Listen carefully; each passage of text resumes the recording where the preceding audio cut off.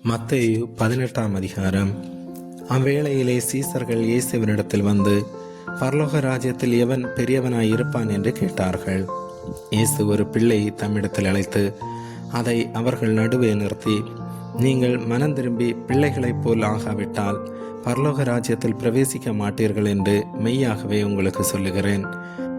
ஆகையால் இந்த பிள்ளையைப் போல தன்னை தாழ்த்துகிறவன் எவனோ அவனை பரலோக ராஜ்யத்தில் பெரியவனாயிருப்பான்.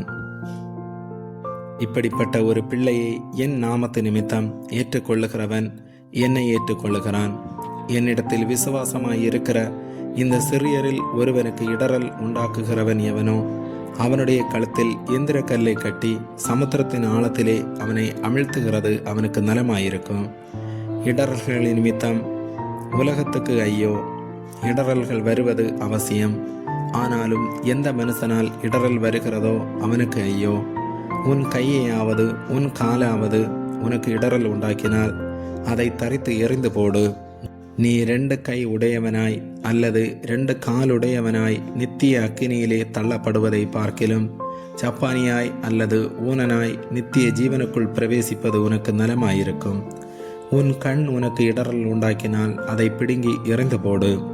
2 கண்ணுடையவனாய் எரிநகரத்தில் தள்ளப்படுவதை பார்க்கிலும் ஒற்றை கண்ணனாய் ஜீவனுக்குள் பிரவேசிப்பது உனக்கு நலமாயிருக்கும். இந்த சிறியரில் ஒருவனையும் அற்பமாய் எண்ணாதபடிக்கு எச்சரிக்கையாயிருங்கள். அவர்களுக்குரிய தேவதூதர்கள் பரலோகத்திலே என் பரமபிதாவின் சமூகத்தை எப்போதும் தரிசிக்கிறார்கள் என்று உங்களுக்கு சொல்லுகிறேன்.